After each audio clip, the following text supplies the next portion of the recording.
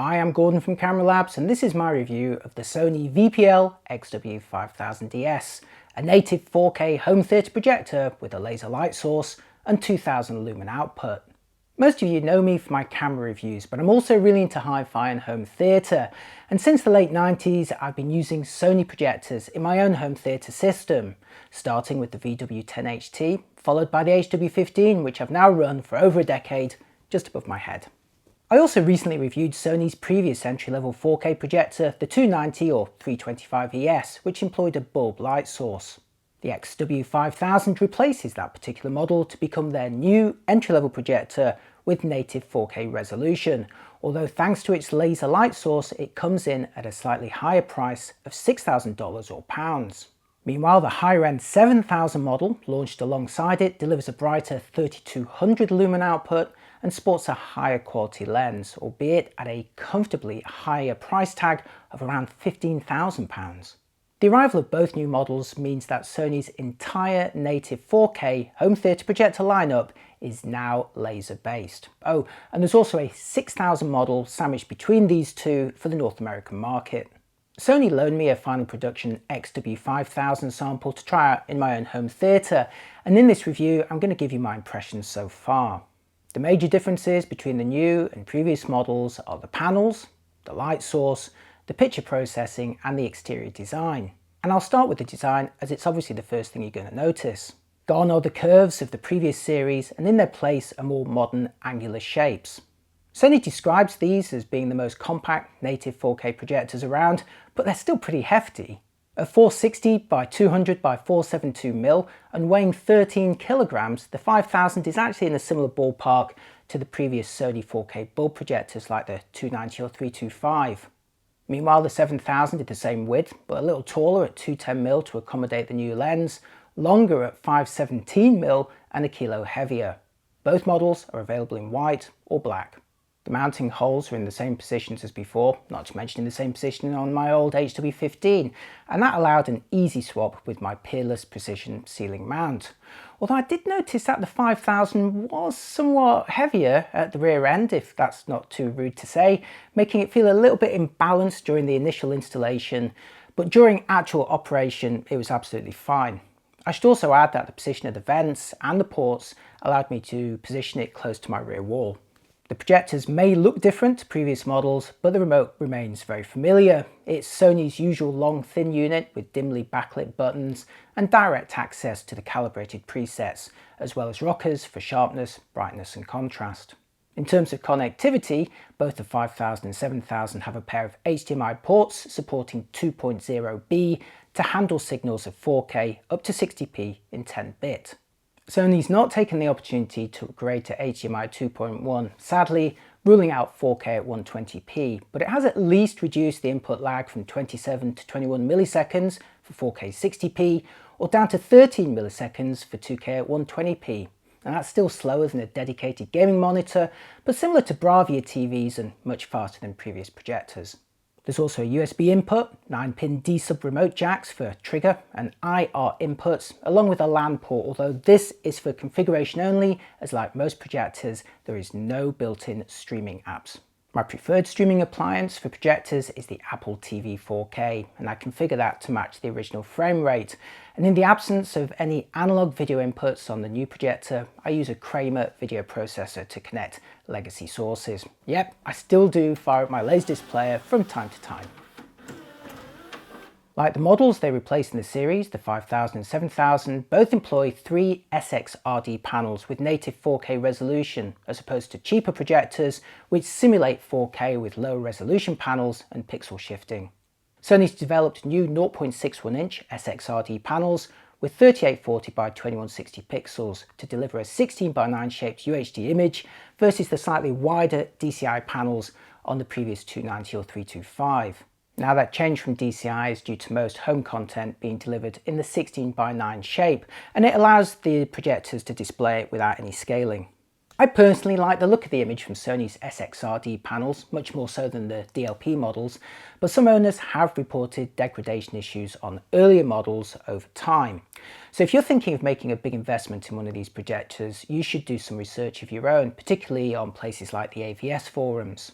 Now, I have no official comment from Sony regarding these previous issues, but the panels on the new projectors are at least a new design, and Sony does describe them as being more durable, but of course, only time will tell. Arguably the biggest change though is the switch from a bulb-based light source to laser, even on the most affordable 5000 model. Sony's quoting 2000 lumens from the 5000, and that's up from 1500 lumens on the 290 or 325 model and 3200 lumens for the 7000 version. Both are being quoted as able to run for 20,000 hours before the laser falls to around 50% of its original brightness, which in practical terms means that it may in fact last the usable lifetime of the projector itself. It's also quicker to change intensity, which in turn allows the kind of expanded dynamic range effects that previously required the active iris controls of pricier projectors, not to mention being quieter to cool and more environmentally friendly too, with lower power consumption, no lamp or filter changes, and none of the mercury used in their earlier projector bulbs. Moving on to image processing, the 5000 and 7000 are both powered by Sony's latest X1 Ultimate for projector, which inherits technology from recent Bravia TVs. Arguably the biggest upgrades are Triluminous Pro for a broader colour gamut and object-based HDR enhancement to deliver the impression of a higher dynamic range. Moving on to optics, the 5000 inherits the old lens from the HW series, including my own aging HW15, with Sony claiming enhancements to handle 4K resolution. But this in turn means it now sadly lacks the motorized zoom, the motorized shift and the motorized focus of the 290 or 325, not to mention its broader shift range. Now the visible shift wheels from the HW series may now be cunningly hidden underneath the panel on the 5000, but don't be fooled, it's the same mechanics and optics inside. As such, you're now looking at a throw ratio on the 5000 of 1 to 1.38 to 2.21, with a 71% vertical and 25% horizontal shift either way, so a downgrade from the 290 or 325 in this regard. Meanwhile, the 7000 boasts a new advanced crisp focus or ACF lens with sharper corners, a broader throw ratio, and 85% vertical shift or 36% horizontal, again either way, for more flexible installations. Plus, all the optical adjustments on the 7000 model are motorized too, leaving the 5000 feeling a little bit basic in comparison with its manual adjustment dials.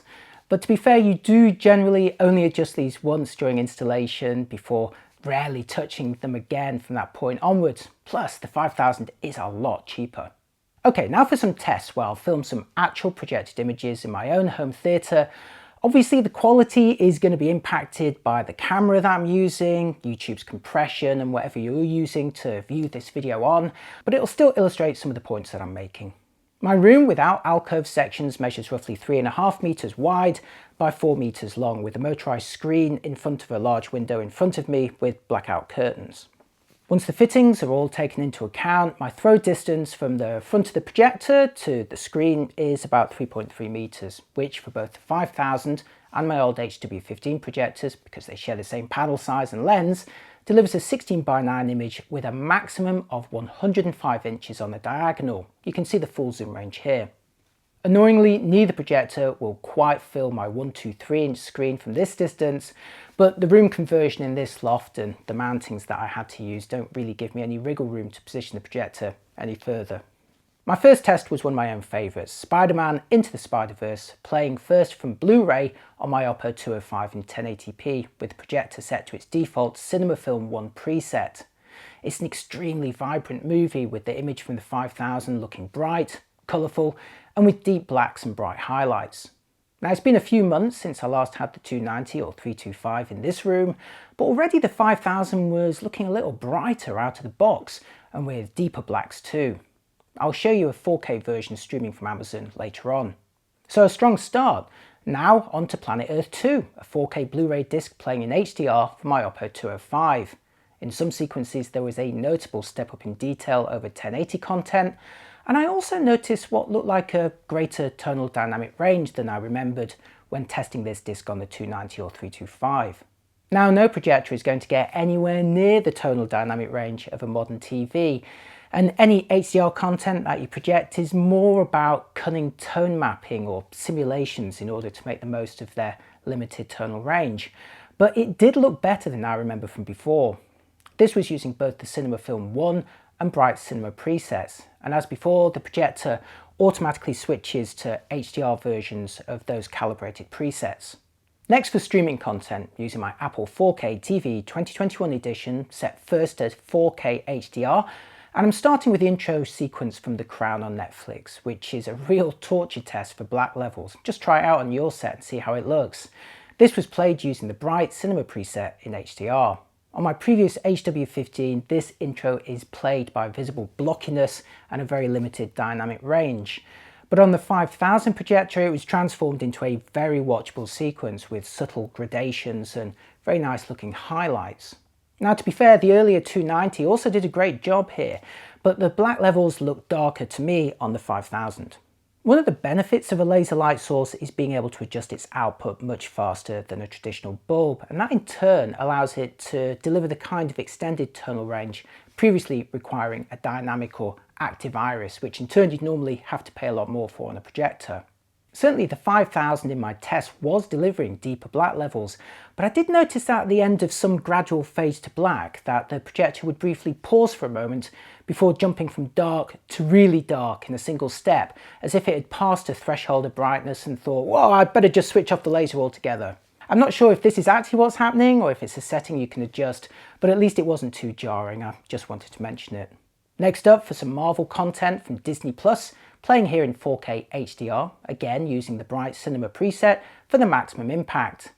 Here I not only noticed the broad colour range, but also what looked to me like a slightly brighter and punchier overall image than I had with the 290 or 325. On that model, I found that streamed HDR content could often look unpleasantly dark or muddy even, while switching my Apple TV to SDR or standard dynamic range typically delivered to me a much better version. Now with the 5000, I was finding that HDR versions on the streaming platforms were much more watchable than before. Now, while we're still in the multiverse of madness, it's worth mentioning one of the other features of Sony's new projectors, the IMAX Enhanced mode. This is listed at the end of the calibrated preset list, and when toggling between it and the user preset using their defaults, you'll notice that the IMAX one does look a bit punchier. But that's when you're using the default settings, which are different. If you were to match their settings, especially the one for dynamic HDR mode, you'll see that they actually look exactly the same. Now, I've confirmed this with Sony that the IMAX Enhanced mode on this projector is simply a spare user preset, and that's handy for configuring multiple scenarios like when you're watching during daylight hours or at night time, but it doesn't actually do anything unique to the image. I do however believe that the unit does meet the IMAX certification for displays. Moving on, a very important aspect for my own installation is running noise, as the projector is fitted about 1 meter above my viewing position, right above my head here. The cooler running laser may allow it to run more quietly than the 290 or 325, but the fans are still quite audible when it's set to the maximum brightness. It's a bit like having a PC nearby, noticeable during very quiet passages but drowned out in the louder ones. On previous projectors, I'd typically select lamp low, not only to reduce the fan noise, but also to extend the bulb life. Now on the 5000, those lifespan issues are greatly alleviated or even eliminated altogether thanks to the laser, but I did want to see how quietly I could run it and still have an enjoyable picture.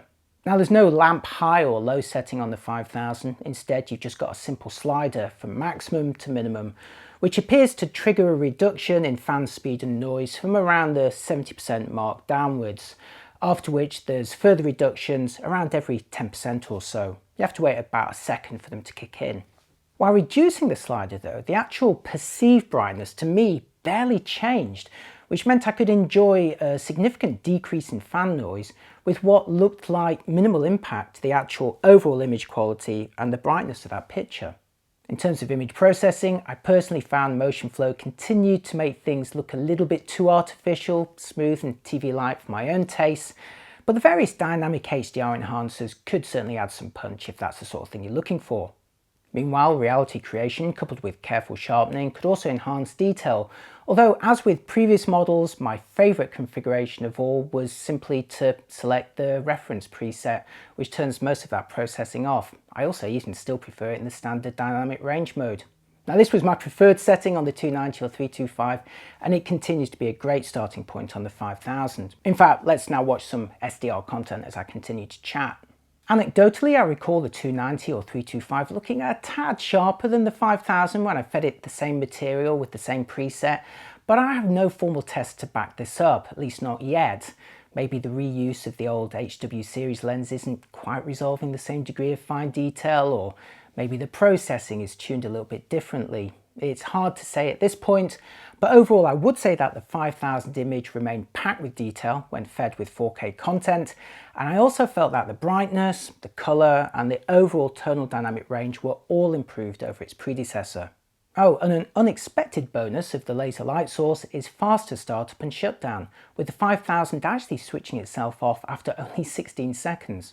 Ultimately, the XW5000 ES is an excellent home theatre projector for anyone who desires a large image with native 4K resolution and the lower running costs and brighter image of a laser light source. In my tests, it delivered a detailed, bright and colourful image with an impressive dynamic range. The laser not only delivered brighter highlights than its predecessor, but its speed also allowed impressive black levels that would previously have required the extra cost of a dynamic iris system.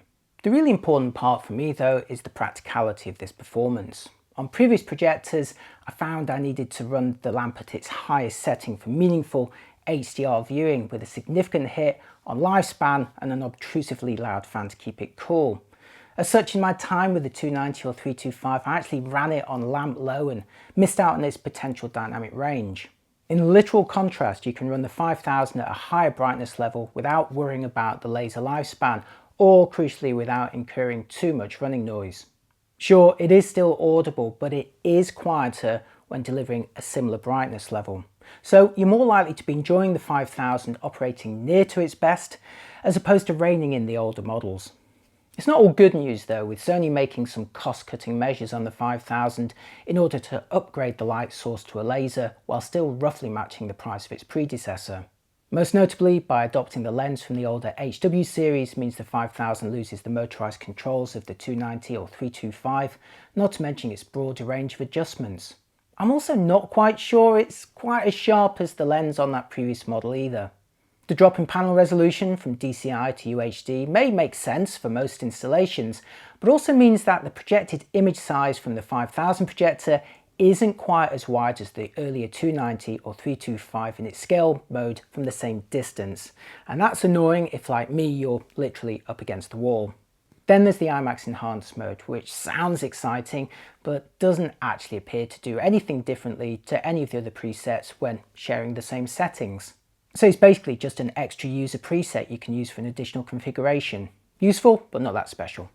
Arguably the biggest disappointment and surprise in terms of specification though is the decision by Sony to keep the HDMI ports at 2.0B rather than upgrading their speed to 2.1, especially galling on that pricier 7000 model. This sadly rules out 4K 120, which means you won't be enjoying the ultimate gaming experience from those latest gaming platforms. But while Sony has improved the input lag on both projectors, they're still arguably too slow for serious gaming anyway. Sure, you can have a lot of fun gaming on a really tremendously big screen, but no projector is going to match the response of a dedicated gaming monitor. So while the 5000 does have some compromises, not to mention a few downgrades compared to its predecessor, the benefits of its laser light source should be enough to sell it to anyone who's weighing them both up. Indeed, the combination of native 4K and a laser light source will easily shortlist it for anyone looking to spend this sort of money on a new projector. That said, do also keep an eye open for potential bargains on the remaining 290/325 stock, as it remains a superb performer. And that's it for this review. Do let me know what you think and whether you'd like to see more home entertainment and home theatre reviews from me. Thanks for watching, and I'll see you next time. Bye bye.